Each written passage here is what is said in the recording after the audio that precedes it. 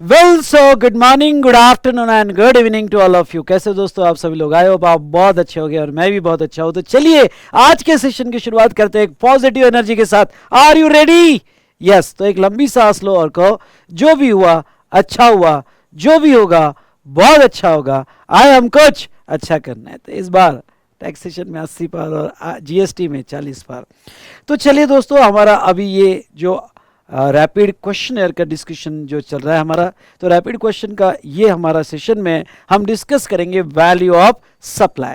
इसके पहले के सेशन आपने देख लिए होंगे और नहीं देखे होंगे तो डिस्क्रिप्शन में मैंने प्लेलिस्ट दी है। वो प्लेलिस्ट आपने अच्छे हमारे टॉपिक हो गए आईटीसी और एग्जामिशन, उसके क्वेश्चन डिस्कशन जरूर देख लेना। और आप साथ साथ में हमारा आरआर रैपिड रिवीजन 4.0 जो ऑलरेडी हमने अपलोड करके रखा हुआ है, उसके वीडियोस आप ऑलरेडी देख रहे होंगे। रिवीजन के साथ क्वेश्चन एयर कर लो तो इससे अच्छा क्या होगा। तो चलिए, और आपको ये क्वेश्चन और डिस्कशन अच्छे लग रहे होंगे तो लाइक जरूर कीजिएगा। हमारे एफर्ट्स का यहाँ पे आपका रिएक्शन जो है हमें और मोटिवेट करता है।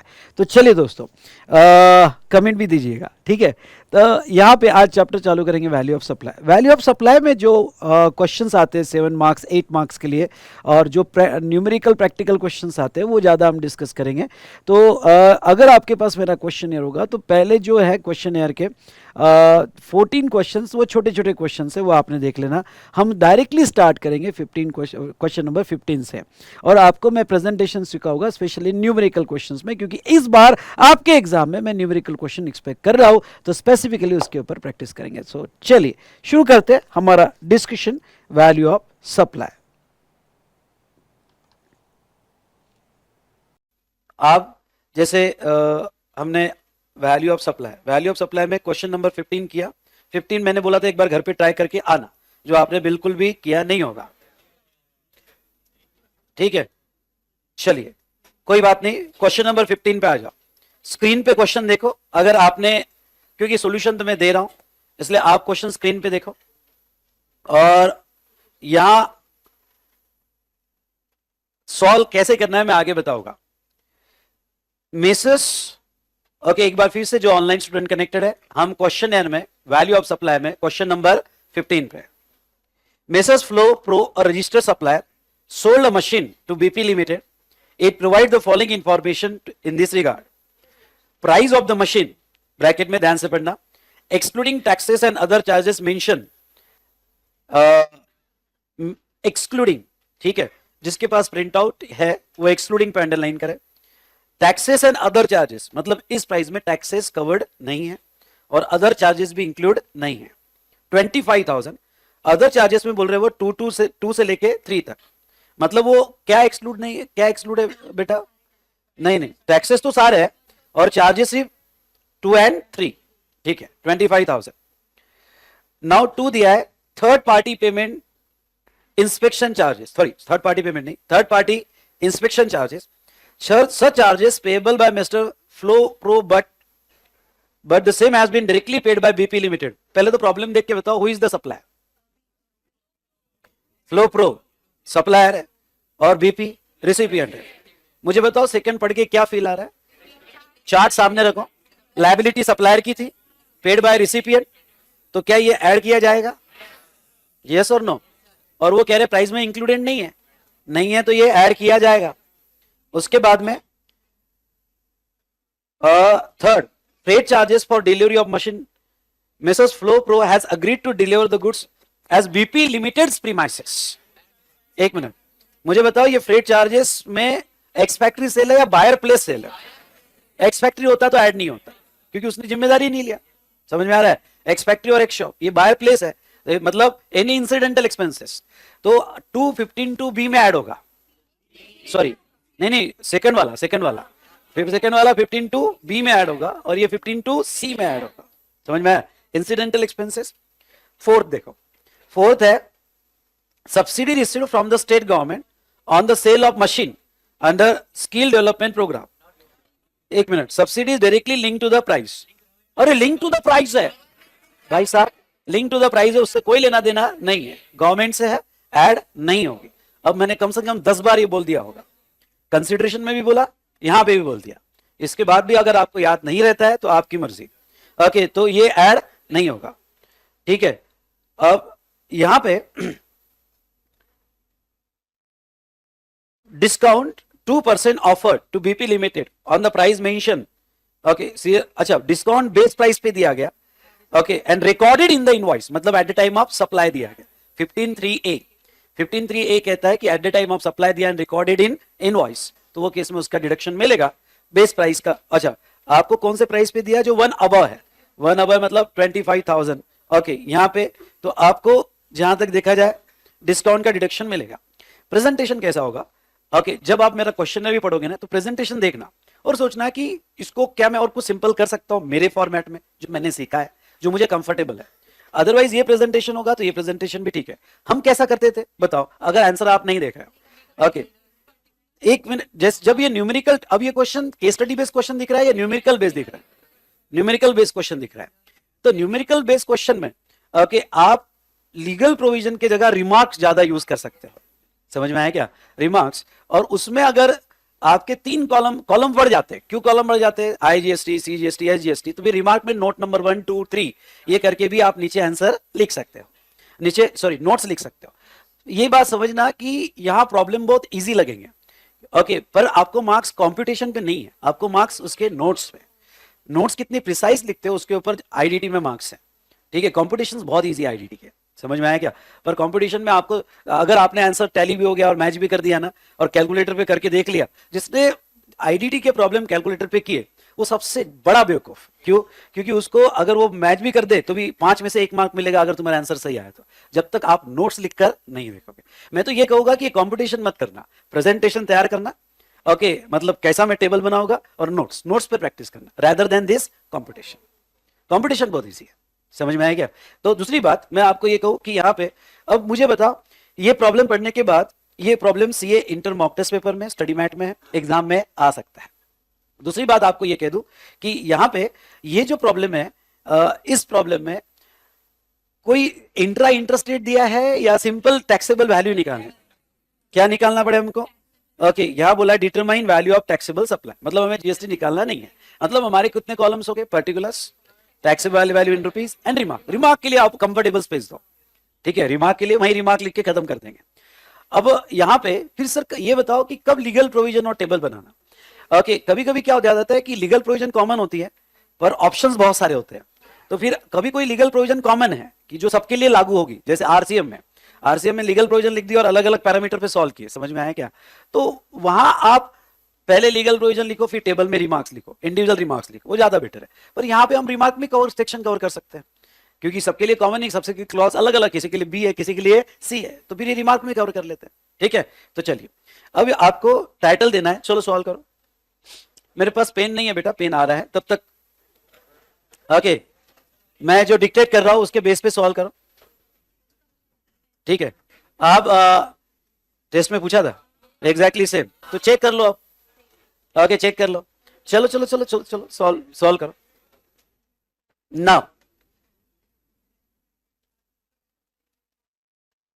यहां पे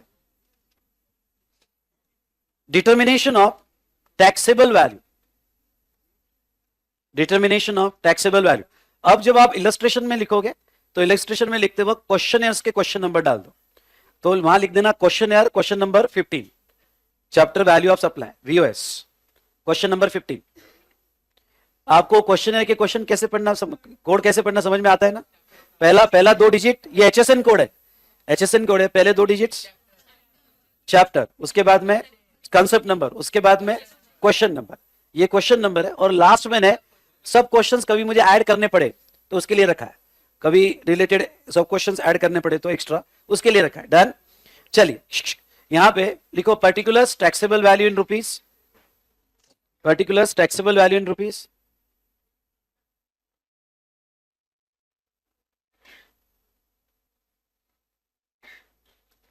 taxable value in rupees,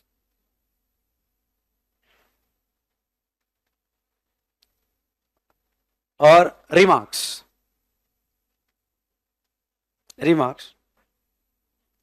first लिखो price of the machine,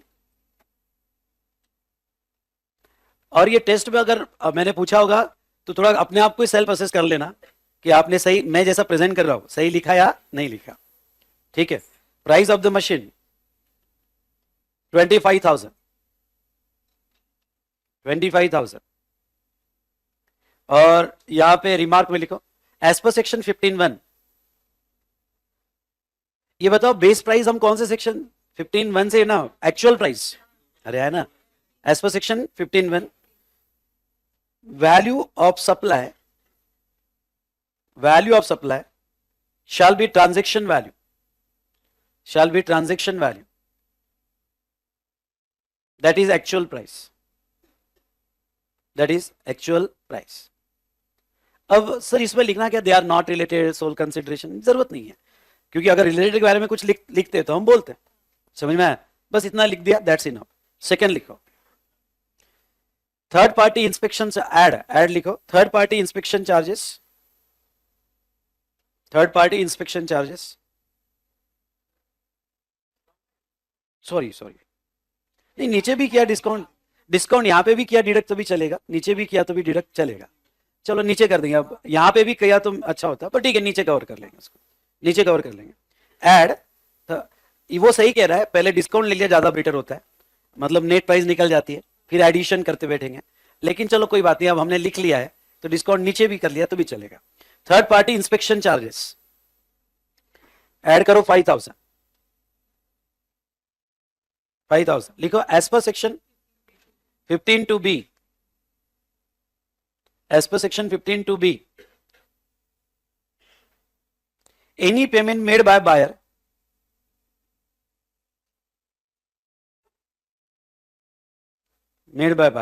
for which supplier is liable, बहुत ही सिंपल वर्ड में, for which क्या supplier is liable, देखो बहुत ही सिंपल वर्ड में लिखा रहा हूं, for which supplier is liable and not included in price, and not included in price, then it should be added in taxable value, then it should be added in taxable value, taxable value। then मैं बहुत सी बार जब लिखवाता हूं तो simple word use कर रहा हूं, एक message दे रहा हूं, क्या है, तुम वर्डिंग्स वैसे नहीं लिखो, okay there should be a contractual obligation of the supplier and paid by the buyer, उसके जगह सप्लायर इज लायबल, अपने ओन वर्ड्स में भी लिख सकते हो। ये टेक्निक डेवलप हो जाए तो ये एग्जाम ही बहुत आसान है कि कैसे अपने ओन वर्ड्स में, पर पॉइंट्स कवर होने चाहिए, पॉइंट्स कवर होने चाहिए, ओन वर्ड्स में लिखे जा सकता है। डन, ओके चलिए, ये आपने लिखा। नेक्स्ट फ्रेट चार्जेस लिखो, फ्रेट चार्जेस 2,000, रिमार्क में लिखना 2,000। अब इसमें लिखना कैसे, आपको तो एक ही वर्ड याद आएगा, इंसिडेंटल एक्सपेंसेस, नहीं, ओके पूरा प्रॉपर, एनी, पहले सुन लो, मैं सिंपल वर्ड में, एनी इंसिडेंटल एक्सपेंसेस, नहीं याद आ रहा incidental word, any amount charge by the seller for the supply to the buyer at the time of supply, that's all, shall be added in transaction value. कितना ये practice जितना करोगे ना कि यार ये मुझे कॉम्प्लिकेटेड वर्ड्स लग रहे हैं, सिंपल क्या करो, छोड़ना नहीं, छोड़ा कि इंटरेस्ट गया, वो छूटा कि फिर दिमाग में वो चलते रहता, वो छूट गया, फिर धीरे धीरे वो टॉपिक हार्ड, फिर धीरे धीरे चैप्टर हार्ड, फिर धीरे धीरे सब्जेक्ट हार्ड, समझ में आया ना, साइकोलॉजी जबरदस्त काम करती है। फिर धीरे धीरे क्या होता है, उसको हाथ लगाने का ही मूड नहीं करता, हाथ लगाने का ही मूड नहीं करता है। इसलिए जहां अब देखो पूरे चैप्टर में एक आधा पेज टफ होता है, लेकिन वो चैप्टर का मन ही उड़ जाता है कि नहीं यार छोड़ दे, इसको नहीं पढ़ते, अटैक कर दो वो फर्स्ट एक पेज को, इतना सिंपल कर दो कि वो बाकी का चैप्टर तुम्हारा, उसका भाई साहब वो बाकी चैप्टर क्यों छोड़ रहे हो, समझ में आ रहा है। कभी कोई अकाउंट है, कॉस्टिंग है, एक दो प्रॉब्लम टफ होने की वजह से चैप्टर से डर लगने लगता है, कॉस्टिंग में तो ऐसा होता है। ओके एक दो प्रॉब्लम पर मैं आपको एक बहुत अच्छी टेक्निक बताऊंगा, वो दो प्रॉब्लम को छोड़ के बाकी पूरा अच्छे से करना, और वो दो प्रॉब्लम कितना इजी वे में हो सके, बार बार उसको करना, इतने बार करना कि इजी हो जाए, समझ में आया क्या, पर पूरा चैप्टर टफ मत कर देना उसके वजह से। I hope you understood. Okay तो ऐसे सिचुएशन में यहां पे वेरी गुड, ओके सो यहां लिखो रिमार्क में रिमार्क में लिखो, बहुत ही सिंपल वर्ड में लिखवा रहा हूं, बाकी तो क्वेश्चनर में दिया ही है मैंने। लिखो, इंसिडेंटल वर्ड भी यूज नहीं करता हूं मैं।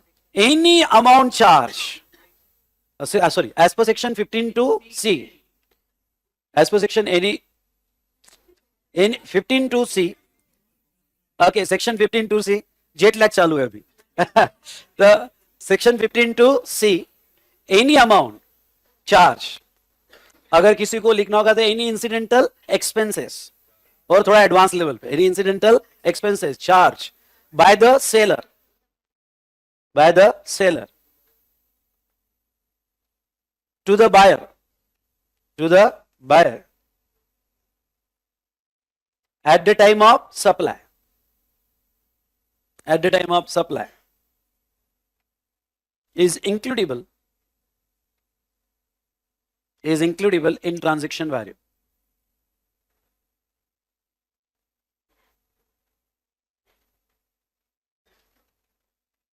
हाँ, चलिए, व्हाट अबाउट सब्सिडी। अब सब्सिडी दो तरीके इसके, सब्सिडी जो है ऐड नहीं होगी, ये तो क्लियर है। अब हमारे टेबल में लो ही मत और नीचे नोट डाल दो, ठीक है, सब्सिडी का नीचे नोट डाल दो। पर मैं इससे अच्छा प्रेजेंटेशन में कहूंगा कि लेकर नील लिखो, क्योंकि जो इवैल्यूएटर है उसको दिख जाएगा तब के तब। समझ में आया क्या? ओके, तो लिखो, मैं कहूंगा जैसा भी देखो क्वेश्चन में मैंने लिया ही नहीं और उसका नोट डाला है, समझ में आया क्या? पर मैं इसको बदलता हूं, ओके, मैं बदलता हूं, मैं ये कहता हूं, मैं अपने ही क्वेश्चन को बदलूंगा और आपको सिंप्लीफाई करके दूंगा। मैं कहूंगा कि इसको लो टेबल में और नील लिखो, सो दैट इवैल्यूएटर को वहीं के वहीं दिख जाए। समझ में आया ना? लिखो, subsidy, subsidy from state government, subsidy from state government,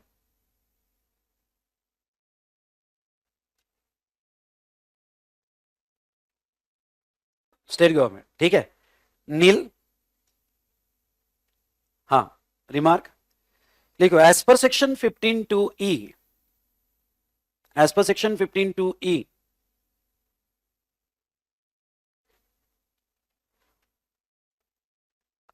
sorry ऐसे लिखना, only the subsidy, only the subsidy linked to the price, linked to the price other than government, underline the word other than government, is includable in taxable value, is includable in taxable value, full stop. In given case,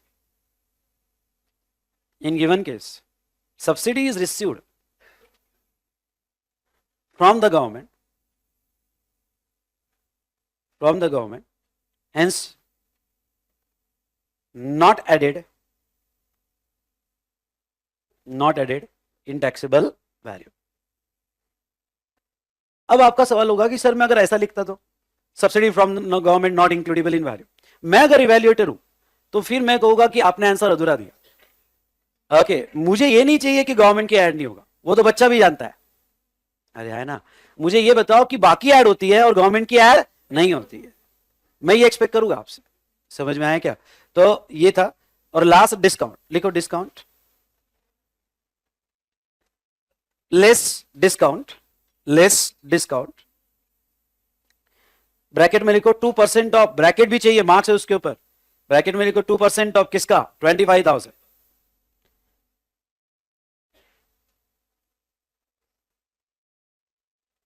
discount, ठीक है। और यहां पे discount कितना? 2%, कितना आ रहा है? 500। Discount का नोट क्या देंगे? हाँ, as per section 15(3)(a, as per section 15(3)(a,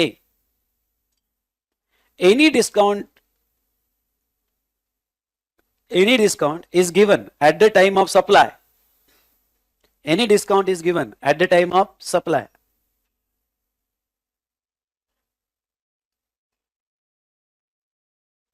then it is deductible,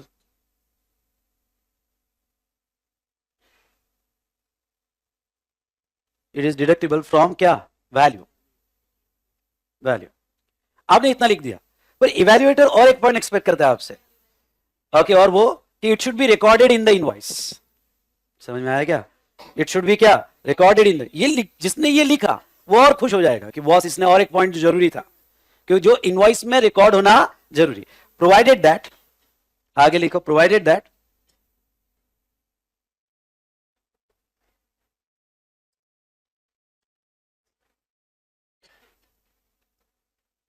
it should be recorded in invoice, recorded in invoice.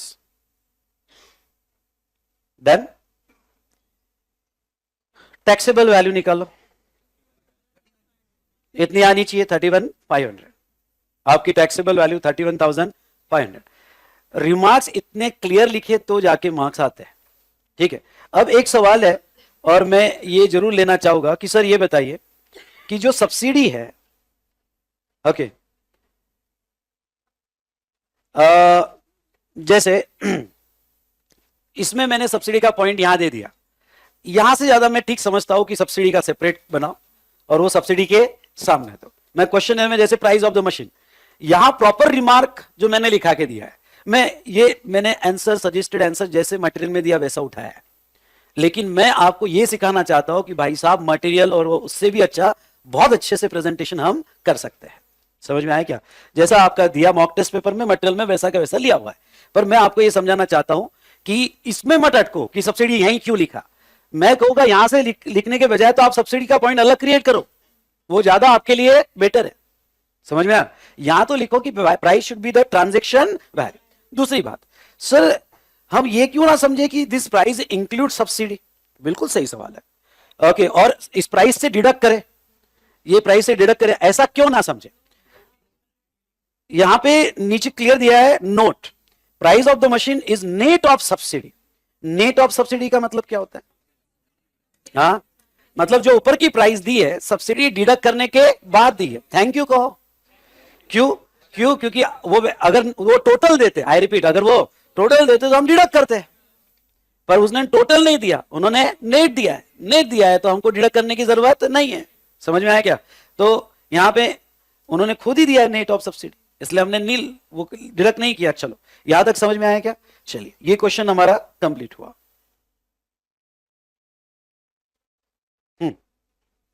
अब आप आ जाइए क्वेश्चन नंबर 16 पे। क्वेश्चन नंबर 16 पे, अब क्वेश्चन नंबर 16 में ये क्वेश्चन भाई साहब सीए इंटर नवंबर 20 एग्जाम में पूछा था। ये क्वेश्चन नेक्स्ट 10 मिनट्स मेरे साथ ऐसे सॉल्व करना जैसे आप एग्जामिनेशन हॉल में बैठे हो, और योर लाइफ ऑन स्टेक। अगर आपने मार्क्स गमा दिए तो 6 महीना आगे बढ़ जाएगा। इस फीलिंग के साथ बैठो मेरे साथ अभी क्लास में, और ये सॉल्व करना है। ये समझा नहीं समझे?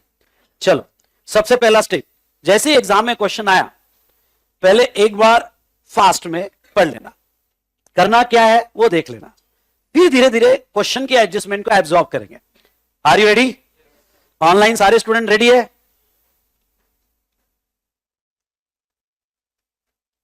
ठीक है बेटा, मयंक डोंट गेट कंफ्यूज। जब उन्होंने क्लियर बोला है ऊपर वाले प्रॉब्लम में, ओके, ऊपर वाले प्रॉब्लम में कि डिस्काउंट ऑन अबव प्राइस, तो चुपचाप अबव प्राइस, उसमें एडिशनल दिमाग मत लड़ाओ। सर सब्सिडी ऐड करके डिस्काउंट होता, तो जब उन्होंने 1 वाले प्राइस पे डिस्काउंट बोला तो 1 पे ही निकालना, दैट इज क्या? 25,000, दैट्स ऑल। चलिए आ जाइए। Following are the particulars relating to, पहले मेरे साथ सभी पढ़ लेंगे।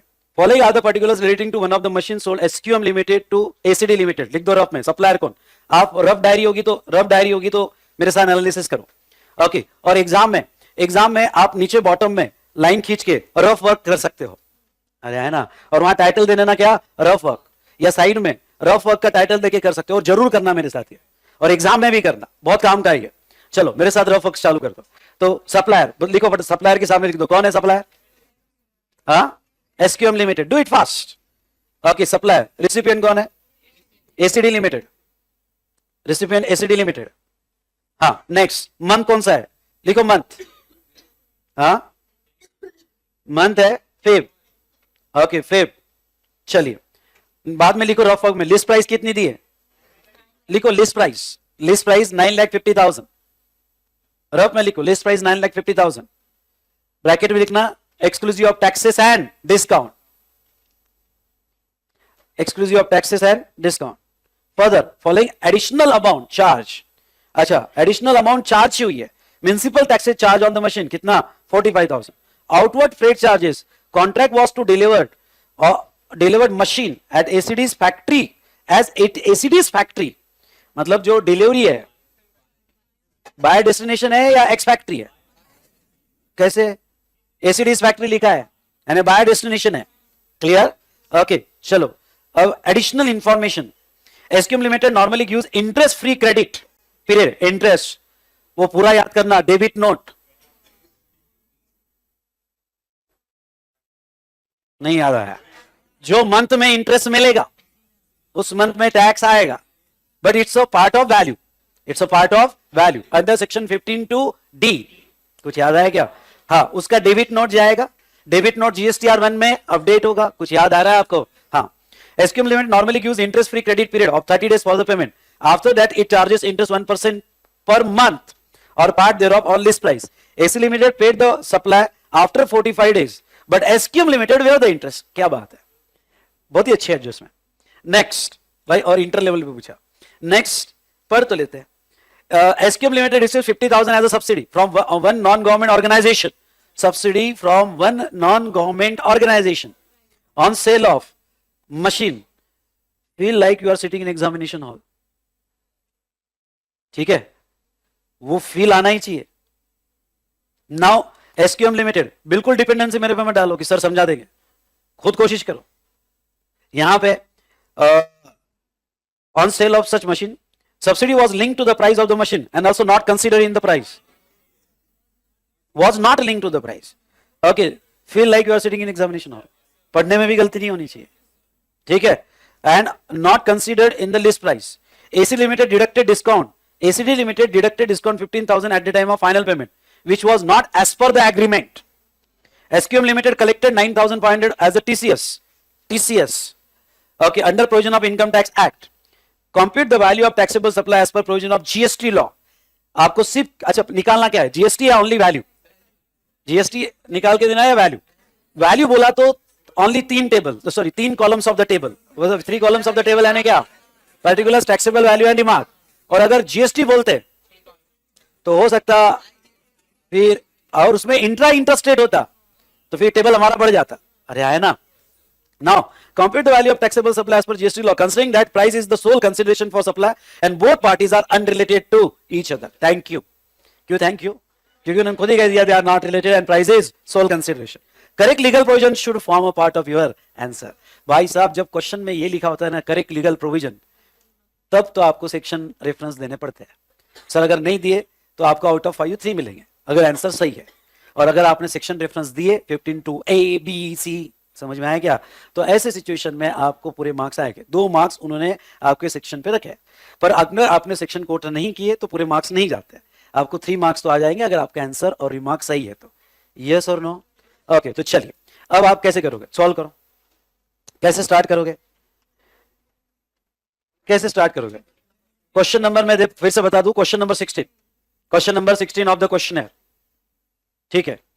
हाँ, लिखो. Determination of taxable value for the month of Feb 20XX ऑफ एसक्यूएम लिमिटेड. फास्ट, तुम्हारे पास ये क्वेश्चन आएगा 5 मार्क के लिए. देखो टाइम का अरेंजमेंट कैसा होगा, सुनो टाइम का अरेंजमेंट कैसा होगा, और मेरे साथ वो फिल करना है. 5 मार्क के लिए टोटल 3 घंटे का पेपर होगा. समझ में आया क्या? 3 घंटे में 15 मिनट्स अलग कर दो, यानी 160 मिनट्स लेता हूं मैं आपकी इफेक्टिव. ओके, तो क्योंकि 15 मिनट्स इसलिए कभी कोई क्वेश्चन गलती होगी, रिपीट हो गया, अरे है ना, तो मैं 160 मिनट्स डिवाइडेड बाय 100, यानी आपके पास कितना है 1.6 मिनट फॉर 1 मार्क. समझ में आया? अगर ये 5 मार्क का है तो इंटू 5, यानी ये आपका 8 to 10 मिनट्स में खत्म होना चाहिए. ये समझ में आया? चलो लिखो फटाफट. क्या लिखा आपने? Competition of taxable value for the month of Feb and GST payable मत लिखना, मार्क कट जाएगा, आदत मत लगाना, जो पूछा वही. And sorry, competition of taxable value for the month of Feb. चलो लिखो, पहले लिखो लिस्ट प्राइस. कितनी है लिस्ट प्राइस? 9,50,000. 9,50,000 आपकी लिस्ट प्राइस आएगी. प्रॉब्लम बहुत इजी है बेटा, सिर्फ आपके रिमार्क्स बहुत इंपॉर्टेंट है. ठीक है, 9,50,000 लिखो. रिमार्क में फटाफट खुद ही करो एज पर सेक्शन 15(1). ऊपर वाला रिमार्क कॉपी करो. मेरा वेट मत करना। As per section 15(1) value of supply shall be transaction value that is price actual price paid और पेएबल। सर सब सेक्शन याद कैसे रखे? मेरे साथ मेरे जैसा चार्ट का प्रैक्टिस करोगे तो याद हो जाएगी। कोई अगर मैं कहूं सेक्शन 7(1) भी क्या है? सेक्शन 7(1) भी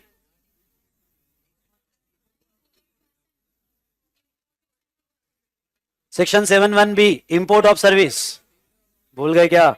with consideration, without consideration. With consideration में 7(1)(a), 7(1)(b। कुछ याद है आपको? चलो सेकंड लिख लिया आपने। कोशिश करोगे ये बार बार निकालोगे रफ में चार्ट तो याद आ जाएगा।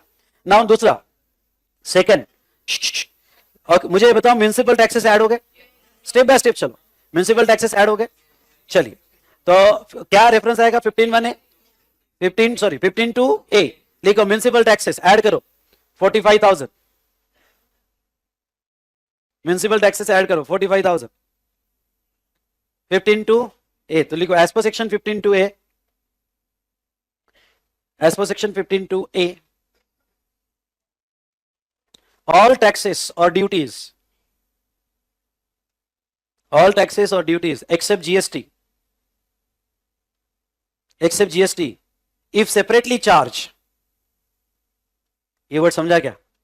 if separately charged then it is includable in value of, then it is includable in taxable value,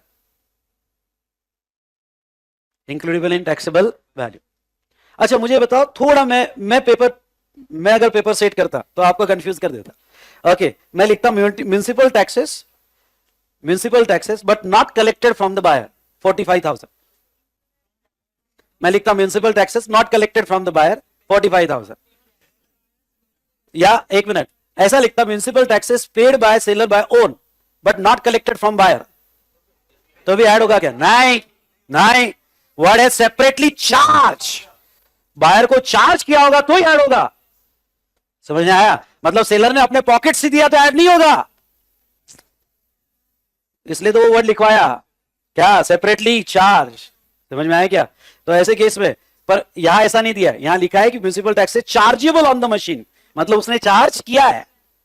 समझ में आया? ओके 45,000 ऐड किया आपने। Next outward freight charges. Outward freight charges किस में आता? हाँ आउटवर्ड फ्रेट है ना, चार्ज किया ना, चार्ज दिखा, चार्जेस दिखा। जब तक 15(2) भी तब तक मत लाना जब तक ये ना लिखा हो कि paid by the buyer, okay for his supplier is liable.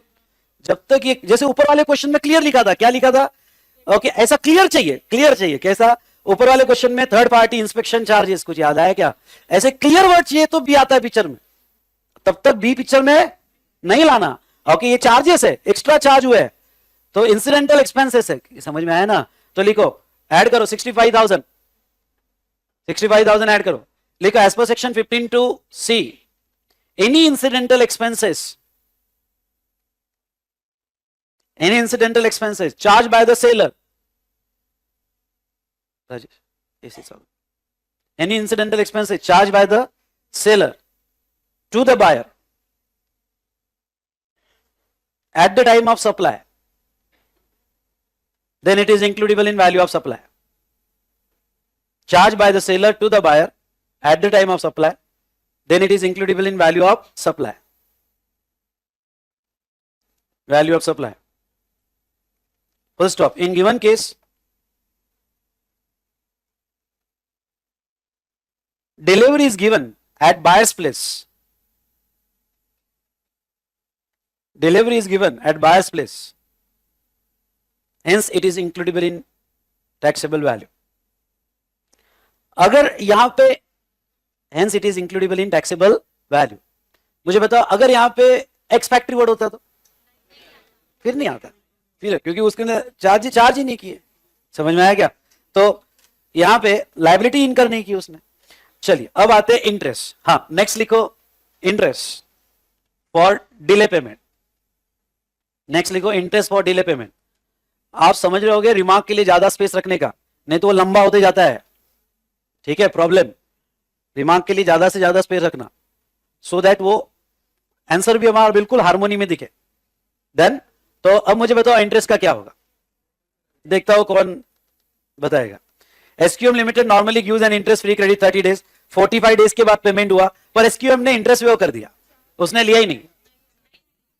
15(2) की एडिशन तभी होती है जब एक्स्ट्रा लिया गया हो, अरे है ना, जब एक्स्ट्रा लिया गया हो, नोशनल बेसिस पे ऐड नहीं होता है।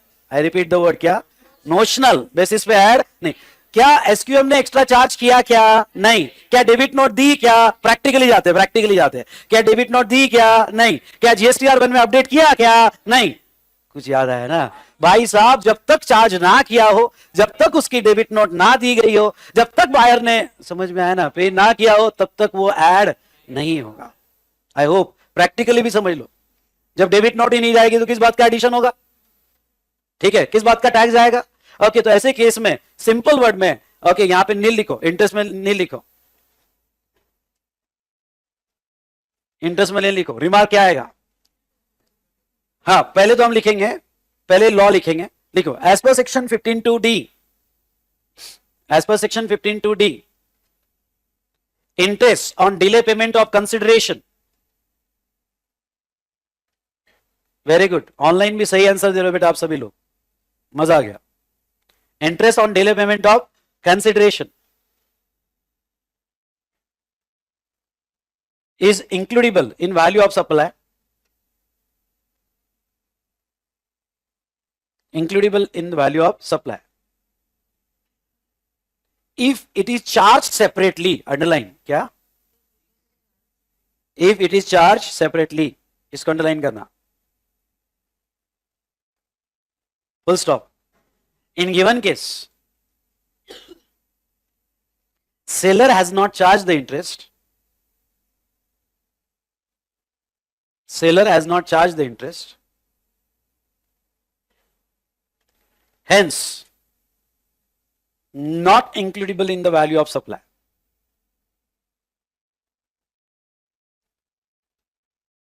not includable in the value of supply। Done? चलो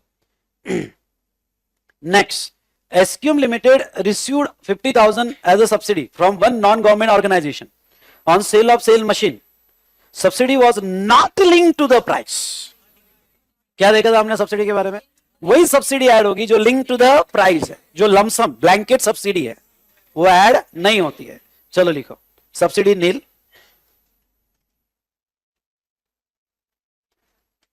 नील, रिमार्क में लिखो as per section 15(2)(e, 15(2)(e, only the subsidy linked to the price, underline the word linked to the price, received from person other than government,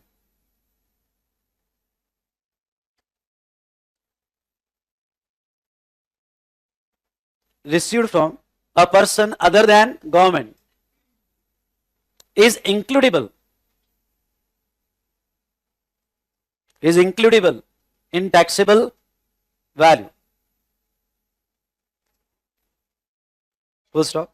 in given case subsidy, in given case there is a blanket subsidy, अच्छा blanket word याद नहीं आया तो lump sum, ठीक है, in given case there is a blanket subsidy या lump sum subsidy, hence not includable, underline the word not includable in value of supply।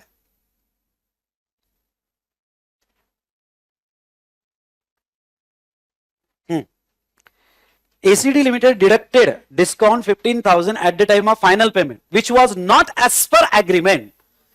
अच्छा मुझे बताओ फाइनल पेमेंट मतलब पोस्ट सप्लाई है, क्योंकि discount at the time of supply नहीं, बाद में उसने डिडक्ट किया, और दूसरा नॉट एज पर एग्रीमेंट है, okay, not as per agreement है, तो लिखो discount less discount nil, less discount nil, nil. As per section 15(3)(b, as per section 15(3)(b post supply discount, ये केयरफुली प्रॉपर लिखना, as per section 15(3)(b, क्या word कहा मैंने, post supply discount, discount is deductible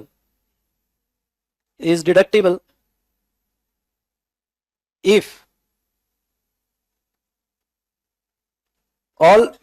following conditions are fulfilled. Following conditions are fulfilled. पहला, first dash, it was agreed at the time of supply. Second, link to the invoice. And third, ITC, proportionate ITC. ये proportionate समझ में आ रहा है क्या आपको?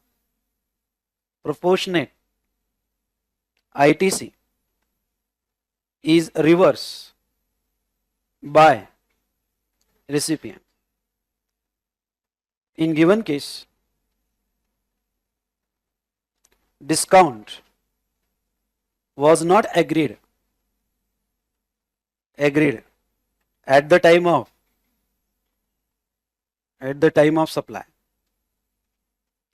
hence not deductible. इतना बढ़िया नोट्स लिखने के बाद कौन है जो आपको मार्क्स नहीं देगा?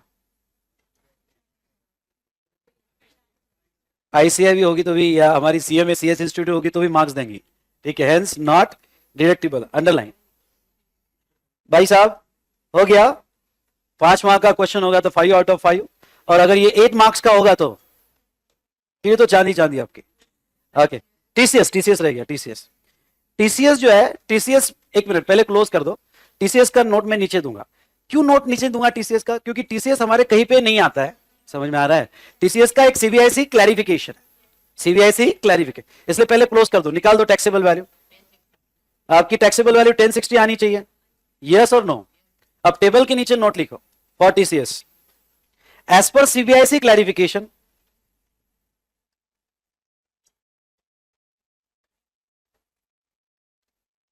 As per CBIC clarification. Sir अगर टाइम पे नहीं याद आया तो? As per provision of GST law, sir वो भी नहीं आया तो?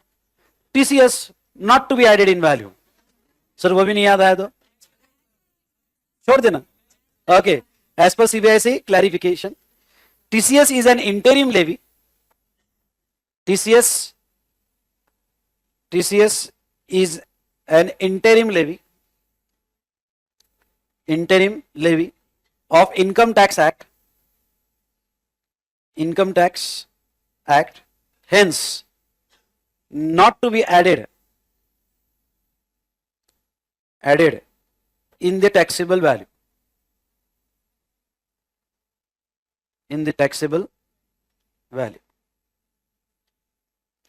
ठीक है। पर ये जन्मा कहां से?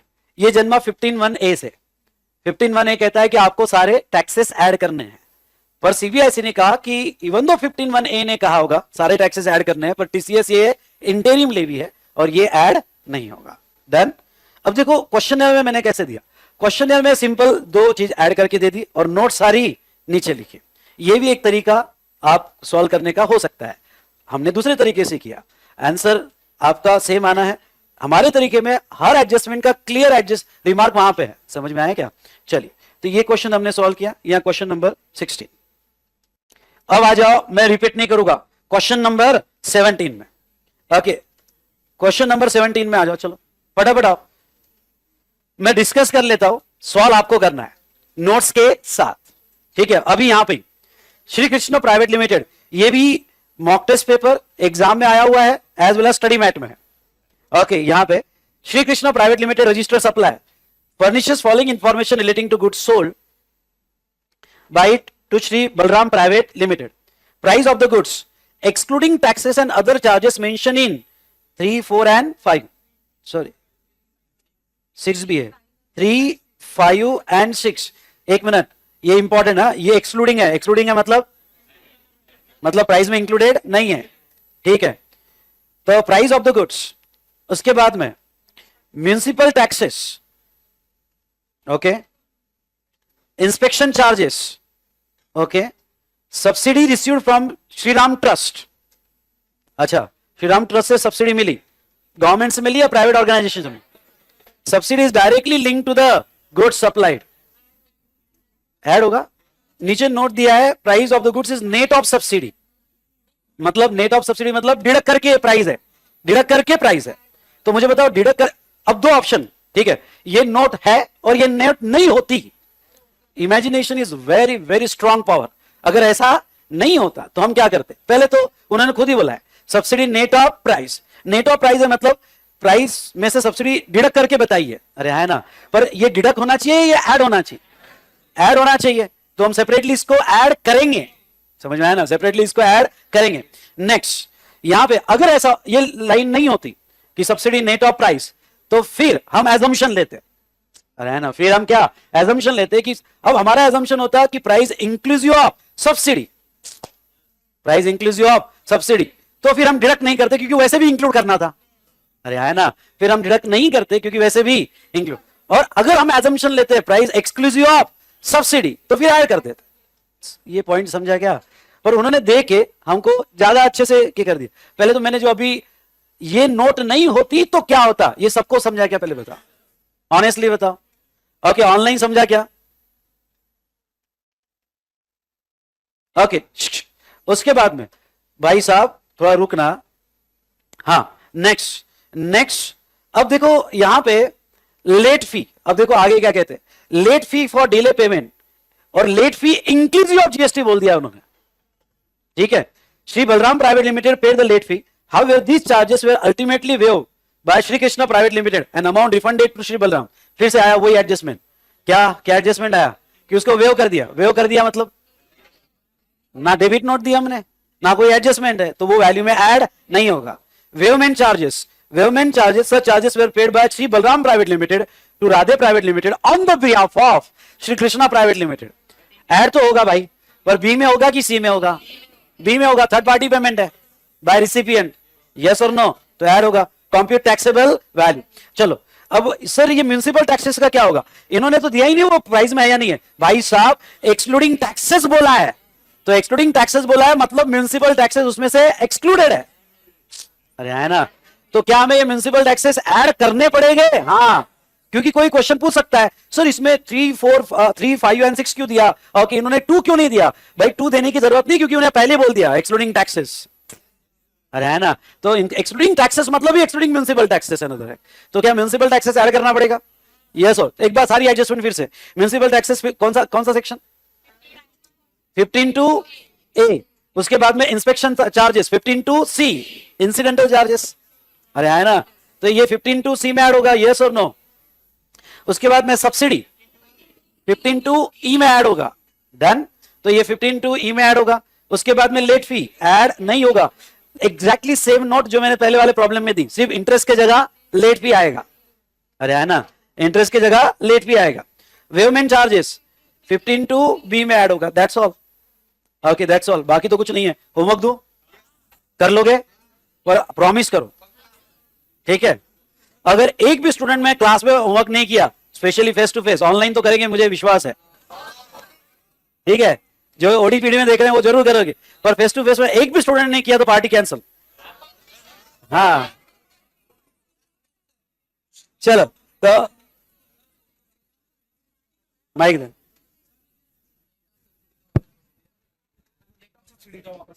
नेट ऑफ सब्सिडी मतलब प्राइस जो है वो सब्सिडी डिडक्ट करके है, तो क्लाइंट ने डिडक्ट करके लाया, तो क्लाइंट पे चिल्ला, डिडक्ट करके क्यों लाया? वो तो ऐड होता है। तुझे लॉ बिल्कुल नहीं पता, तो वो कहेगा भाई साहब नहीं पता, मैंने नेट करके लाया, नेट करके लाया। तो अब लॉ मुझे पता है, ऐड कर वो। अरे है ना, क्यों ऐड कर?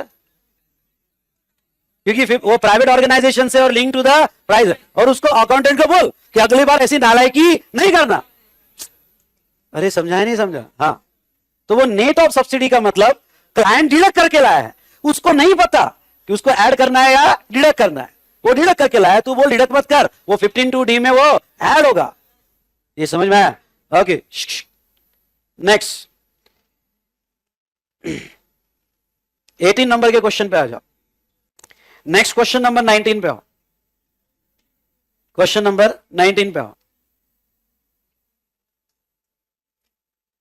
चलो फटाफट देखो, यहां पे आपको जीएसटी के कैलकुलेशन भी करना है।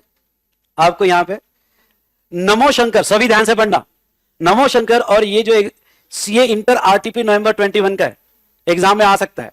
Namo Shankar limited registered supplier in Mumbai Maharashtra has supplied goods to Narad trader and Nandi motors limited. एक मिनट, किसको किसको सप्लाई कर रहा है? Narad and Nandi motors, located in Ahmedabad Gujarat and Maharashtra. हमारा बंदा कहां का है? चलो इमेजिन करो एग्जाम में आया है, आप रफ वर्क कर रहे हो। चलो करो करो मेरे साथ, रफ वर्क कर रहे हो, रफ वर्क कर रहे हो।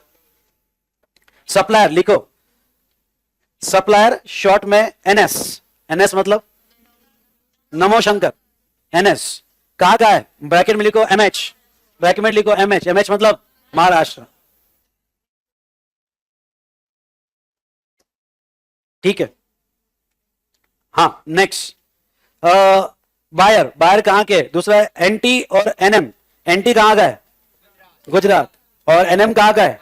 महाराष्ट्र। लिखो एनटी एनएम महाराष्ट्र का है। ठीक है, Namo Shankar limited has furnished the following details for current month. Price of the goods excluding GST, यहां पे एक्सक्लूडिंग टैक्सेस बुलाया या एक्सक्लूडिंग जीएसटी बुलाया होंगे, पढ़ते वक्त पूरा ख्याल। ठीक है, एक्सक्लूडिंग जीएसटी नारद ट्रेडर्स को है, एनटी को है 10 और एनएम को है 30। समझ गया आपको? और नीचे जीएसटी भी दिया हुआ है, रेट्स भी दिए, मतलब आपके कॉलम्स बनने वाला है, मतलब रिमार्क सिर्फ नोट के लिए आने वाला है। अरे है ना, और इंट्रा भी है और इंटर भी है। ओके, मतलब आपका पहला column taxable particulars, taxable value, IGST, CGST, SGST और रिमार्क शॉर्ट जिसमें नोट देंगे। अरे है ना, चलो प्राइस ऑफ द गुड्स, उसके बाद में पैकिंग चार्जेस कितना दिया है? पैकिंग चार्जेस 500, कमीशन 500 एक्स्ट्रा लगा है, क्या ऐड होगा क्या? यस और नो? ऐड होगा। उसके बाद में वेवमेंट चार्जेस, अरे बोलो वेवमेंट चार्जेस भाई साहब 15(2)(c कहता है any amount, any incidental expenses. अरे समझाया क्या? वो नाम कुछ भी हो, any incidental expenses eight the time of supply, क्या ऐड होगा? तो ये 15(2)(c, ये भी 15(2)(c, ये भी 15(2)(c। Discount for prompt payment, recorded invoice deduct होगा 15(3)(a इमीडिएट दिया गया। Atom given in point 2 and 5, अच्छा 2 and 5 have not been considered while arriving the price of the goods given one above. Compute the, अच्छा atom sorry 2 to 5 लिखा है, sorry 2 to 5, यानी पांचों item के इफेक्ट प्राइस में नहीं दिए। मतलब क्या? मतलब ये एक्स्ट्रा है, ये एक्स्ट्रा है। समझ में आया? उन्होंने खुद ही बोल दिया प्राइस में। तो नेक्स्ट कंप्यूट जीएसटी लायबिलिटी। एक मिनट, आपको वैल्यू निकालना है कि जीएसटी लायबिलिटी निकालना है? Of NaMo Shankar limited for the given month, assume rate of taxes to be as under. Okay, rate of taxes CGST, SGST और IGST. Make a suitable assumption wherever necessary. आपको अगर assumption लेना रहा तो आप ले सकते हो। Supply made to Narad is interstate supply. Narad को जो किया गुजरात में वो सप्लाई इंटरस्टेट माना जाएगा। चलिए एक रफ में टेबल का स्ट्रक्चर डिजाइन करो, रफ में डिजाइन करो, जो मुझे रफ में, फेयर में नहीं, रफ में डिजाइन करो। क्या गलती हो सकती है मैं बताता हूं। आई रिपीट, फेयर मत करना, रफ डायरी में निकालना, नहीं तो लास्ट पेज पे निकालो। रफ डायरी नहीं होगी तो लास्ट पेज पे निकालो। हाँ, रफ में क्या करोगे आप? क्या क्या किया आपने रफ में? रफ में आपने किया particulars, taxable value, IGST, CGST, SGST और आखिरी में रिमार्क्स। अच्छा, इसमें अब गड़बड़ देखो क्या हो गई। गड़बड़ ये हो गई, तुमने बना लिया ये टेबल, अब गड़बड़ होगी कि इसमें 2 सेल है। देखो देखो टेबल में 2 सेल है, किसको सेल है? यानी आपको टैक्सेबल वैल्यू जो है, सुनो, टैक्सेबल वैल्यू किसका दिया है? नारद का भी दिया है, नंदी का भी दिया है, और यहां 2 सेल है। अरे समझ में आया कि नहीं आया? तो अब भाई साहब दोनों के, हाँ ध्यान से सुनिएगा। तो अब यहां पे आपको 2 तरीके हैं, मतलब टेबल ये गड़बड़ कर आपने बिना सोचे समझे कर लिया। ओके, इसलिए मैं रफ में डिजाइन करना, फिर देखना कि अरे यार मैं लिखूंगा कैसे। अगर मैं लिखने जाऊंगा और मैं लिखूंगा सेल प्राइस टैक्सेबल वैल्यू मुझे प्रेजेंटेशन में अलग अलग बतानी है। समझ में आया क्या? प्रेजेंटेशन में मुझे अलग, जबकि कॉलम तो एक ही बनाया टैक्सेबल वैल्यू का। ये समझ में आया? तो ऐसे सिचुएशन में एक तो चीज ऐसी हो सकती है कि आप जैसा पहला लिखोगे, पहला लिखोगे सेल प्राइस, क्या लिखोगे?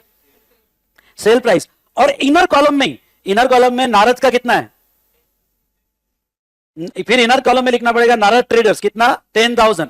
और दूसरा क्या लिखना पड़ेगा? नंदी मोटर्स कितना? 30,000 पर। अब प्रॉब्लम क्या है? आप कहोगे कि यहां पे मैं टोटल बाहर 40,000 लिख दूं। देखो आने वाले प्रॉब्लम्स में 40,000 आप लिख नहीं सकते बाहर। ओके, क्यों नहीं लिख सकते बाहर 40,000? क्यों? क्योंकि एक पे इंटरस्टेट है, दो पे इंट्रास्टेट है। तो फिर आप इनर कॉलम में नहीं, बेटर आप कहां पे लिख दो? यहां पे, या टैक्सेबल वैल्यू में 10,000 और दूसरा क्या? 30,000। 10,000 का क्या लिख जाएगा? आईजीएसटी, और इसका क्या? सीजीएसटी और एलजीएसटी निकलेगा। यस और नो? एक तरीका ऐसा है। फिर इसमें कभी कभी क्या आपको बार बार दो दो अलग अलग लिखने पड़ेंगे, यानी हर एडजस्टमेंट में दो, हर एडजस्टमेंट में दो, हर एडजस्टमेंट में दो। इससे दूसरा अच्छा एक टेबल, वो क्या कहते हैं कि यहां पे पहले वो टेबल मत लो, पहले यहां पे दो अलग अलग टेबल निकालो। दो अलग अलग टेबल मतलब एक टैक्सेबल वैल्यू का, अरे समझ में आया क्या? और एक टैक्सेबल वैल्यू का, और दूसरा उसके नीचे जीएसटी लायबिलिटी ले लो, क्योंकि रेट तो एक ही है ना। मतलब कैसा? उससे अच्छा टेबल। ये देखो सीखने जैसी बात है, ध्यान देना इधर। मतलब क्या कि आपने वो जीएसटी के कॉलम यहां लेने के बजाय आपने यहां सिर्फ क्या लिया? नारद ट्रेडर्स और नंदी मोटर्स। समझ में आया क्या? Narad traders and Nandi. पहले इसकी टोटल क्या निकाल ली? Taxable value. और नीचे फिर सी आईजीएसटी केस में आईजीएसटी, सीजीएसटी केस में सीजीएसटी निकाला। ये भी प्रेजेंटेशन ज्यादा अच्छा है। ये देखना कि मेरा टाइम किस में बच सकता है। समझ में आया क्या? मैं कहूंगा ये टेबल में हर चीज दो दो बार लिखनी पड़ रही है, तो हमारे फॉर्मेट में टाइम ज्यादा लग सकता है, ये फॉर्मेट में टाइम कम लगेगा। I hope you understood, yes और नो? चलो ये फॉर्मेट में लिखते हैं, और नोट्स जो है फिर नीचे लिखेंगे। चलो, पर इनर कॉलम में हम नोट्स लिख देंगे, ये समझाएं। मैं फॉर्मेट के भी लॉजिक दे रहा हूं, इतना डेप्थ लेवल तक आपको कोई नहीं पढ़ाएगा, मैं पहले कह रहा हूं। Okay, done, understood? ओके, तो चलिए लिखो competition of GST liability. Competition of GST liability,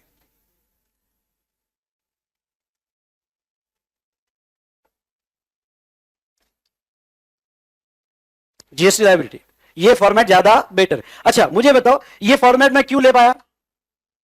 क्योंकि रेट कॉमन थे। अगर रेट्स अलग अलग होते तो फिर हमारा ही फॉर्मेट ज्यादा बेटर होता। नहीं समझा आप? रेट्स अगर अलग अलग होते तो फिर हमारा फॉर्मेट ज्यादा बेटर था। I hope you understood.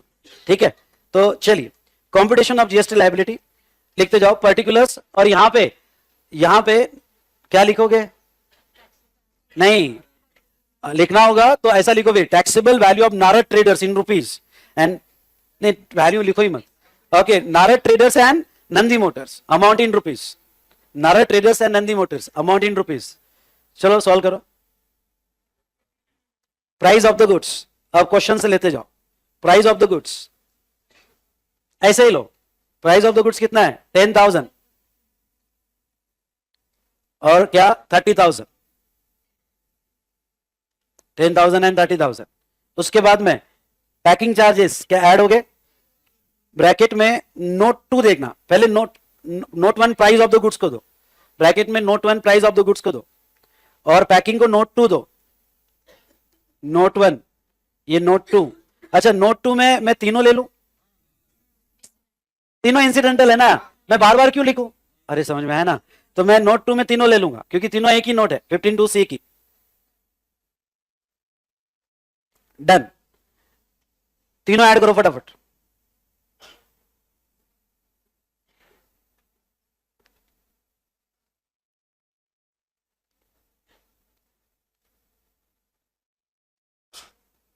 हाँ, उसके बाद में डिस्काउंट डिडक्शन मिलेगा ना?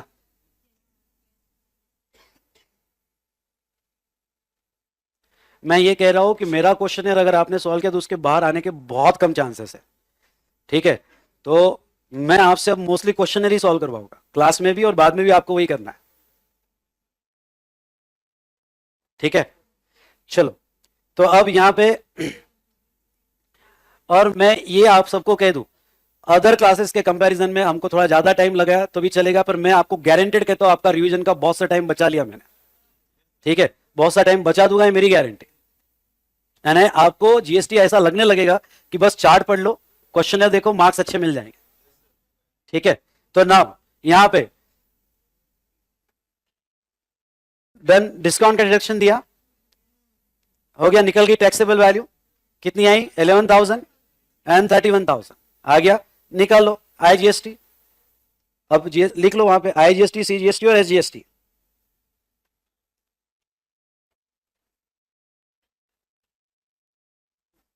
जो भी नोट नंबर आएगी आपकी, ये नोट कॉपी मत करना। डिस्काउंट के लिए आपकी नोट नंबर 2 आई हो, 3 आई होगी, यस और नो। और फिर इसके लिए नोट आपकी नोट 4 आएगी, आपके नोट्स में नोट 4, और ये दोनों के लिए नोट 5 आएगी।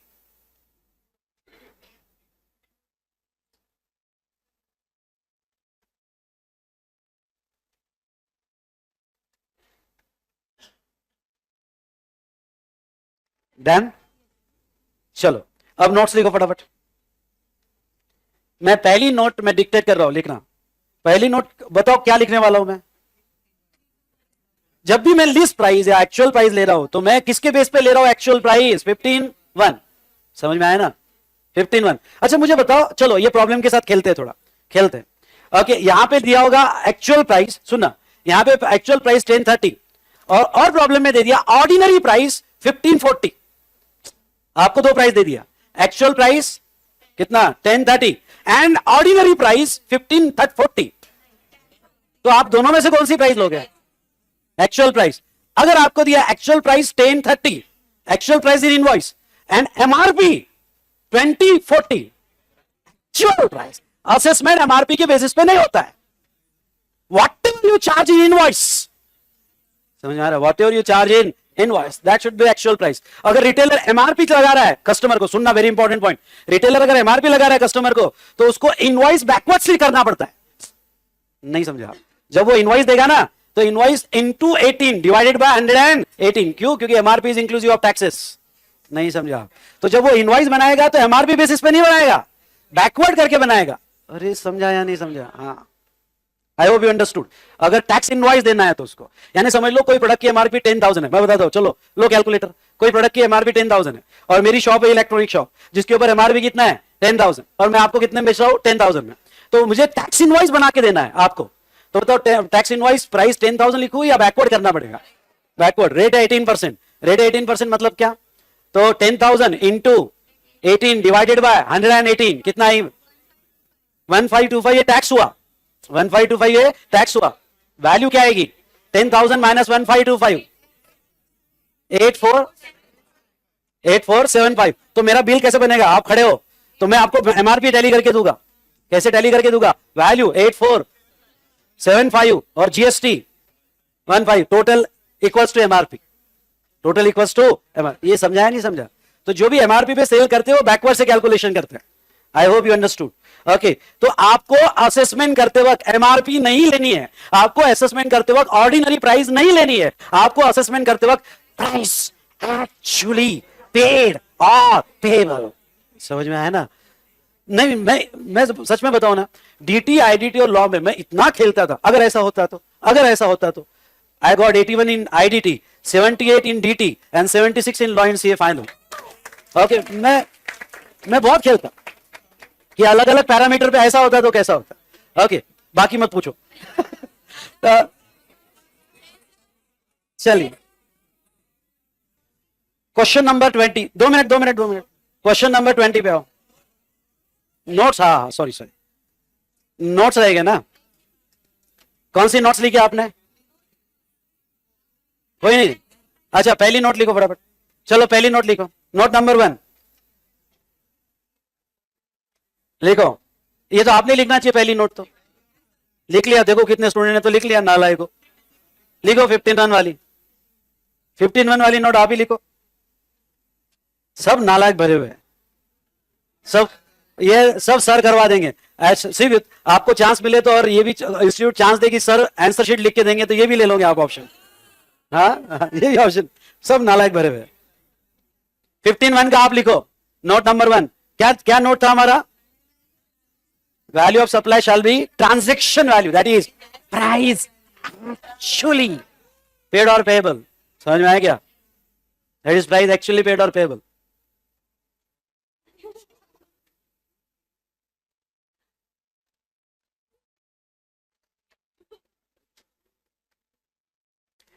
दूसरा second note, note number 2, note number 2, हाँ लिखो, as per section 15(2)(c), any incidental expenses, अब यहां जरूर लिखो इंक्लूडिंग पैकिंग एंड कमीशन, वो वर्ड क्यों क्यों, क्योंकि दिया है यहां पे, अरे है ना, एक्चुअल लॉ में वर्ड है इंक्लूडिंग पैकिंग एंड कमीशन, तो यहां लिखो क्योंकि उसका इंपॉर्टेंस है, including packing and commission. Only packing कहा है कि इंक्लूडिंग बोला मैंने, मतलब अदर कुछ हो गया तो वो भी ऐड हो गया, including packing and commission is to be sorry, any incidental expenses including packing and commission charged by the seller to the क्या, to the buyer at the time of supply is to be added in taxable value, is to be added in taxable value. Done. Hence कौन कौन से charges add किए हमने, packing, commission and waivement charges, hence packing, commission and waivement charges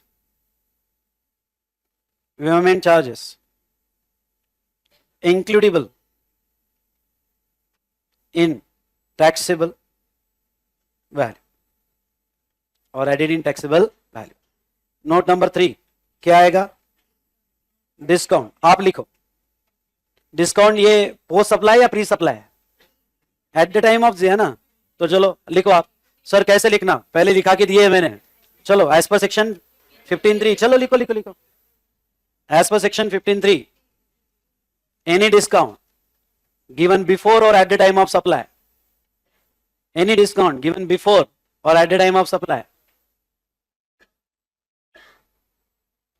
at the time of supply is deductible from value of supply provided that, क्या लिखने वाला हो बोलो, provided that क्या लिखने वाला हो, it is recorded in invoice, provided that it is recorded in invoice,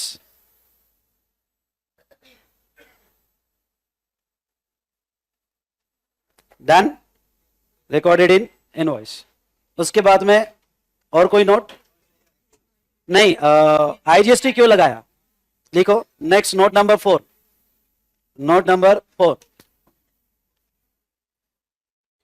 goods sold by Namo Shankar limited to Narad traders, goods sold by Namo Shankar limited to क्या, Narad traders is interstate supply, hence क्या, IGST is payable,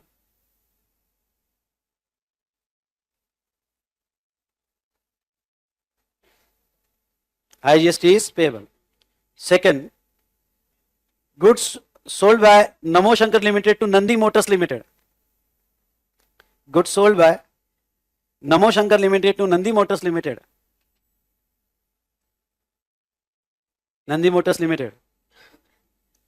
is intrastate supply,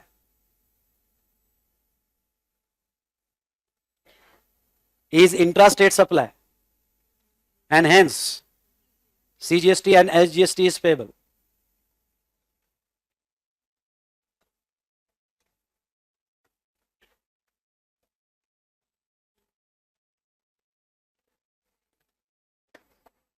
चलो 5 minute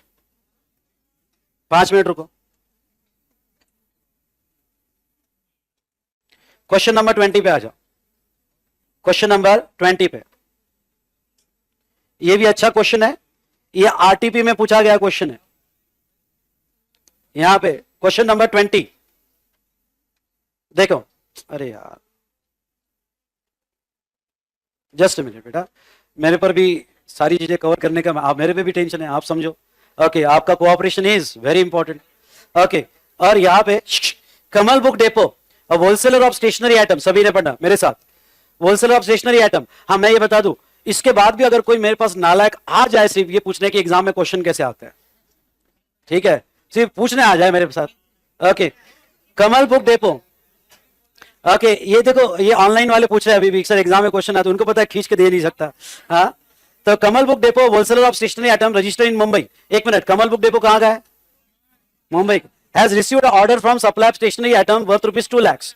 अच्छा कब order मिली? 12 नवंबर 20XX को order मिला from another local registered dealer mister Mehta Mumbai, ठीक है। Kamal book depot charge the following additional expenses from mister क्या? मेहता। एडिशनल मतलब in addition to 2 lakhs। Packing charges add होगा, freight and cartage yes, transit insurance yes, extra designing charges yes, ये सब yes आएंगे 15(2)(c) में, एक ही नोट आएगी। अच्छा taxes municipal authority yes add होगा, एक हम हमारी तरफ से नोट डाल देंगे, we assume that it is charge extra, क्योंकि कुछ लिखा नहीं है, देखते लिखा होगा नीचे तो ठीक है, समझ में आया क्या? तो ये भी ऐड होगा 15(2)(a) में, 1 नहीं 15(2)(a) में। The goods were delivered to mister Mehta on 14 November. कब डिलीवर किया? 14 नवंबर को, ठीक है। अब यहां पे since mister Mehta was satisfied with the quality of goods, he made a payment of goods the same day and simultaneously placed another order on Kamal Book Depot of stationery item amounting to क्या? 10 lakhs। बाप रे, satisfied हो गया तो another order दे दी 10 lakhs की, to be delivered in the month of December 20XX। कब deliver करना है? दिसंबर। On receipt of second order, Kamal Book Depot allow a discount of 20,000 on the first order placed by Mr. Mehta। एक minute, बहुत ही अच्छा adjustment है। क्या हुआ कि पहले बेचा माल, उसको पसंद आया, बेचते वक्त कुछ अग्रीड नहीं था, अरे है ना, बेचते वक्त कुछ अग्रीड नहीं था। जब उसने दूसरा ऑर्डर दिया तो इसने पहले ऑर्डर का भी डिस्काउंट बाद में दिया, नहीं समझा आप? पहले ऑर्डर का डिस्काउंट बाद में दिया मतलब, तो मुझे बताओ ये 20,000 डिस्काउंट सेकंड ऑर्डर का है या फर्स्ट ऑर्डर का दिया? फर्स्ट ऑर्डर का दिया। Compute GST liability of Kamal book depot for the month of November. आपको दिसंबर के नहीं निकालना है, नवंबर की निकालना है। Assuming the rate of GST on the good supply 9% each. पहले केस में तो डिस्काउंट का डिडक्शन मिलने वाला नहीं है। क्यों नहीं मिलने वाला है? क्योंकि वो एग्रीड नहीं था, बाकी प्रॉब्लम में कुछ पड़ा नहीं है, अरे है ना। मेन नोट है आपकी डिस्काउंट की इसमें मिलने वाला नहीं है। Is it clear? उसके बाद में okay, would your answer differ in would your answer be different if expenses 1 to 5 given above table are already included in the price? वाह, अगर वो ऑलरेडी इंक्लूडेड है 1 to 5 तो कुछ भी ऐड नहीं होगा और डिस्काउंट का भी डिडक्शन नहीं मिलेगा। ओके, डिस्काउंट का भी डिडक्शन नहीं मिलेगा। उसके बाद में all amount given above are exclusive of GST. Okay, Kamal Book Depot and Mr. Mehta are not related person and price is sole consideration. Okay, payment and invoice for second order will also be made in the month of क्या? December। पर हमें नवंबर की liability पूछी थी। Okay, notes आप लिखोगे, ये आपके लिए क्या बेटा? होमवर्क। ये आपके लिए क्या रहेगा? Homework. Done. Okay, just 2 minutes पर ये कर पाओगे आप? अब लास्ट क्वेश्चन बचा है, just 2 minutes,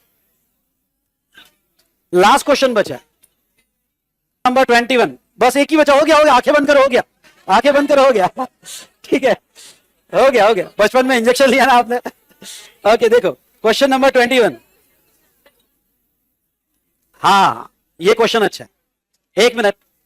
XYZ private limited, देखो हो गया देखो। हाँ तो XYZ private limited provided the following particulars relating to goods sold by to ABC private limited. List price exclusive of taxes and discount. एक मिनट, एक्सक्लूसिव ऑफ टैक्सेस ये तो समझा, एक्सक्लूसिव ऑफ डिस्काउंट का मतलब डिस्काउंट इज नॉट कंसीडर्ड। समझ में आया ना? Discount is not considered, discount considered नहीं हुआ है, ठीक है। Tax levied by municipal authority on sale of goods, क्या ऐड होगा? प्राइस एक्सक्लूसिव है ना, तो क्या ये ऐड होगा? एडेड। हाँ, अब हम नोट डाल देंगे, एजम्पशन ले लेंगे कि इट इज चार्ज एक्स्ट्रा, हमारी तरफ से पॉजिटिव एजम्पशन कि इट इज चार्ज एक्स्ट्रा।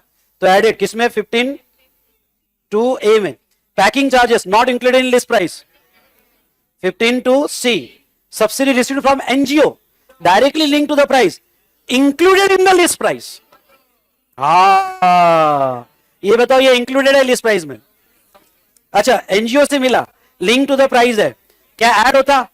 और ये ऑलरेडी एडेड है, ऑलरेडी एडेड है तो इसको डिडक्ट करने की कोई जरूरत नहीं है, और इसको सेपरेट ऐड करने की कोई जरूरत नहीं है। समझ में आ रहा है क्या? ऑलरेडी एडेड है, अच्छा अकाउंटेंट है, समझ में, ऐड करके लाया, तो ये किस में ऐड होगा? नहीं नहीं, ऐड मतलब डैश आएगा, यहाँ नील वर्ड नॉट लिखना, यहाँ पे डैश लिखना, यहाँ पे डैश आएगा, नील नहीं आएगा। समझ में आएगा? और क्या लिखोगे कि ऐड होता है और already added, hence separate addition is not made. समझ में आया? उसके बाद में paid to one of the vendor by ABC Limited in relation to such service provided to by the vendor of XYZ Limited, ये थर्ड पार्टी पेमेंट है, तो क्या 15(2)(b) में ऐड होगा? Yes. XYZ Private Limited offered 2% turnover discount on the list price after reviewing the performance of ABC Private Limited. Discount was not known at the time of supply. मुझे बताओ, discount आप ये मानते हो कि अगर एग्रीड होगा, आई रिपीट, अगर वो एग्रीड होगा तो डिडक्शन मिलेगा। कौन से मंथ में डिडक्शन मिलेगा? जो मंथ में डिस्काउंट दिया गया। पर अब आपके ऊपर है कंफर्टेबल एजम्पशन क्या लेना। ओके, ये इसमें इन्होंने ओके जो ईयर इन टर्नओवर डिस्काउंट में कंफर्टेबल एजम्पशन यही लिया कि नॉट डिडक्टिबल। नॉट डिडक्टिबल मतलब नॉट एग्रीड। समझ में आया क्या? नॉट एग्रीड, ये कुछ याद आया क्या आपको? और तो आपने कंफर्टेबल एजम्पशन वही लेना है कि नॉट अग्रीड। हाँ, अगर आप एजम्पशन लेते हो क्या अग्रीड, तो आपको डिडक्ट करना पड़ेगा और नोट देना पड़ेगा कि भाई वो अग्रीड था, लिंक टू द इनवॉइस था, और बायर उसका आईटीसी रिवर्स कर रहा है। समझ में आ रहा है? ओके, उसके बाद में ABC private limited delay payment and paid 5,000 including GST. Interest देखो, interest including GST as a interest determine. अच्छा, डिले पेमेंट इंटरेस्ट है, तो क्या ये इंटरेस्ट 15(2)(b) में ऐड होता है? वो पेड भी हुआ है, वो नहीं हुआ है। अरे है ना, पेड हुआ है, तो क्या ये इंटरेस्ट ऐड होगा? यस। तो अब यहां पे एडजस्टमेंट बहुत इंपॉर्टेंट है। आप इंटरेस्ट ऐड करोगे, अच्छा इंटरेस्ट वैल्यू में ऐड करते वक्त आप पूरा ऐड करोगे या जीएसटी हटा के ऐड करोगे? जीएसटी हटा के ऐड करोगे क्योंकि आप वैल्यू निकाल रहे हो। अरे है ना, तो आपका फॉर्मूला आएगा 5,000 इंटू 100 डिवाइडेड बाय 118। ये समझा क्या? तो वो वैल्यू में ऐड होगा और आपको जीएसटी नहीं निकालना है, आपको टैक्सेबल वैल्यू निकाल। This adjustment is very important, this adjustment is very important. समझ में आया? इंटरेस्ट, एक मिनट, मैंने क्या, दो मिनट ध्यान से, सभी लोग ध्यान से। इंटरेस्ट अगर वो इंक्लूसिव ऑफ जीएसटी नहीं भी लेते तो भी मैंने लिखा के दिया है default assumption inclusive of GST. अरे कुछ याद आया क्या? अगर इन्होंने दिया अच्छी बात है, पर अगर ये नहीं भी देते तो भी डिफॉल्ट एजम्पशन मैंने लिख के दिया है। आपको क्या लेना है? इंटरेस्ट का, इंटरेस्ट का आपको इंक्लूसिव ऑफ जीएसटी लेना था। और आप वैल्यू कैसे निकालोगे इंटरेस्ट की? वैल्यू कैसे? अगर वो इंक्लूसिव ऑफ जीएसटी है तो इंटू 100 डिवाइडेड बाय 118। ये समझा क्या? तो 5,000 into 100 divided by 118। Is it clear? तो वो वैल्यू हमें सिर्फ टैक्सेबल वैल्यू निकाल के देना है, जीएसटी निकालना नहीं है। ओके, यहां पे मैक्सिमम स्टूडेंट से होने वाली मिस्टेक, जब वो यहां निकालते तो इंटू 18 डिवाइडेड बाय 118 करते हैं। हम जीएसटी नहीं निकाल रहे, हम क्या निकाल रहे हैं? वैल्यू निकाल। दूसरा, एक नोट जरूर देना, इवन तो आप वैल्यू में ऐड कर रहे हो, आई रिपीट, इवन तो आप वैल्यू में ऐड कर रहे हो, लेकिन नोट देना कि on this interest GST is payable in a month. क्या लिखो? एक नोट देना, on this interest GST is payable in a month in which interest is received. मतलब आप वैल्यू में तो ऐड कर दोगे, कमन, आप वैल्यू में तो ऐड कर दोगे, पर नोट दोगे कि इसका टैक्स अभी नहीं दिया जाएगा, इसका टैक्स उस मंथ में दिया जाएगा जिस मंथ में इंटरेस्ट इज रिसीव्ड। कुछ समझा कि नहीं समझा? यस, वो नोट आप दोगे। ओके, तो ये जो था, ये यहां पे क्वेश्चन था, इसमें मेन एडजस्टमेंट बेटा किसकी थी? इंटरेस्ट की। ठीक है, इंटरेस्ट केस में डिफॉल्ट एजम्पशन आपको लेना है क्या? Inclusive of GST. और मैंने ये भी लिखा के दिया है, लेट फी और पेनल्टी होगी तो default assumption exclusive of GST. Is it clear? जब तक वो कुछ ना बोले। Okay, in this way we have completed our chapter, और वो चैप्टर था value of supply with all important examination questions. ठीक है, चलो यहां पे